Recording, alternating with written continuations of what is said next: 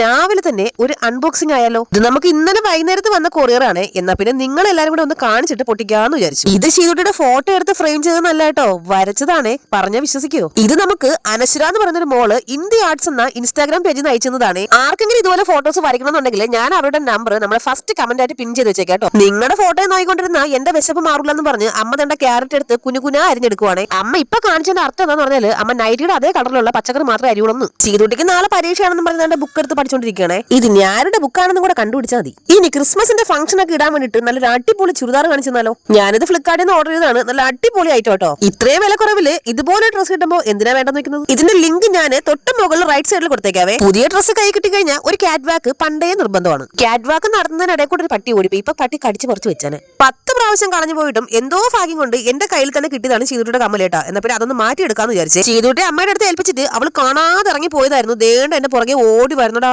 എന്നെ ഈ വീട്ടിൽ നിന്ന് കൊണ്ടുപോകാതെ നിങ്ങൾ അമ്മയും മോനും കൂടെ ഒരിടത്തും പോകില്ലെന്ന് പറഞ്ഞ് ദേണ്ട എന്നെ കെട്ടിപ്പിടിച്ചോണ്ട് നിപ്പുണ്ടേ ചീതുട്ടി. പത്തനാപുരത്തുള്ള 10 പച്ച തത്തകൾ ദേണ്ട വീട്ടിന്റെ പുറകിൽ വന്നിരിക്കണം എന്ന് പറഞ്ഞ് ചീതുട്ടി പറഞ്ഞു പറ്റിച്ചിട്ട് ഞാനും മോനും കൂടെ പിന്നെ യാത്ര തുടങ്ങുവാണേ. നടന്നുകൊണ്ട് കഴിക്കാന്ന് പറഞ്ഞൊരു ഓറഞ്ച് കൊടുത്ത് കൈ പിടിച്ചിട്ടുണ്ടേ മോൻ. നടക്കുന്നതിനിടയ്ക്ക് ആളെ കാണാത്തോണ്ടൊന്ന് തിരിഞ്ഞു നോക്കിയപ്പോ ദേണ്ട ഏതാണ്ട് കാടും പറലൊക്കെ പറിച്ചോണ്ട് വരുന്നു. പണ്ട് ഈ സാധനം വെച്ച് എന്തോരം പുഴുണ്ടാക്കി കളിച്ചിട്ടുണ്ടല്ലേ. അങ്ങനെ സ്വർണ്ണക്കടയിൽ എത്തിയപ്പോ അവിടെ ഇരിക്കുന്ന കമ്മലെല്ലാം വലുതായിരുന്നേ. തൽക്കാലം അതൊന്നും എന്റെ കൊക്കിൽ ഒതുങ്ങാത്തോണ്ട് ഒരു 2000 രൂപ കൂടെ കൊടുത്തിട്ട് ഞാൻ തന്നെ ഇതാണ് എടുത്തിട്ടുള്ളത്. പിന്നീട് എപ്പോഴെങ്കിലും പൈസ കിട്ടുന്ന സമയത്ത് വേറെ നല്ലത് മേടിക്കാന്ന് വിചാരിച്ചു. ജൂവലറിയിൽ ഇറങ്ങി എന്റെ കാലുകൾ പിന്നെ നേരെ പോയി നിന്നത് ഒരു പാർലറിലേക്കായിരുന്നു. ഇതേണ്ട ഈ മുടി ഒന്ന് വെട്ടി ഇറക്കണം. അവിടെ ചെന്നപ്പോഴാണെങ്കിൽ കംപ്ലീറ്റ് ക്രിസ്മസ് വൈബ്. അവിടെ തലവെട്ടാൻ പോയപ്പോ തലവെട്ടാനല്ലോ മുടി വെട്ടാൻ പോയപ്പോ അകത്തൊരാൾ ഇരിപ്പുണ്ടായിരുന്നു. അതുകൊണ്ട് നമ്മളോട് വെയിറ്റ് ചെയ്യാൻ പറഞ്ഞായിരുന്നേ. അങ്ങനെ ഒന്നും പറയണ്ട, അവിടെ ഒരുവിധം 10-15 മിനിറ്റ് പോസ്റ്റ് ആയിരുന്നു കേട്ടോ. അത് കഴിഞ്ഞപ്പോ ദേണ്ട ഏതോ ഒരു ലുക്കിൽ മുടിയും വെട്ടിയിട്ട് പുള്ളിക്കാരൻ ഇറങ്ങി വന്നിട്ടുണ്ടേ. അതല്ലേലും കടയിലൊക്കെ നിൽക്കുന്ന ഹിന്ദിക്കാരോട് ഏത് ഭാഷയിൽ പറഞ്ഞ് മനസ്സിലാക്കാനാണ്. പിന്നെ കയ്യിൽ ഒരു സഞ്ചയം പിടിച്ച് ചന്തയ്ക്ക് വന്നാലും ഞാൻ പടിയിറങ്ങി വന്നു കേട്ടോ.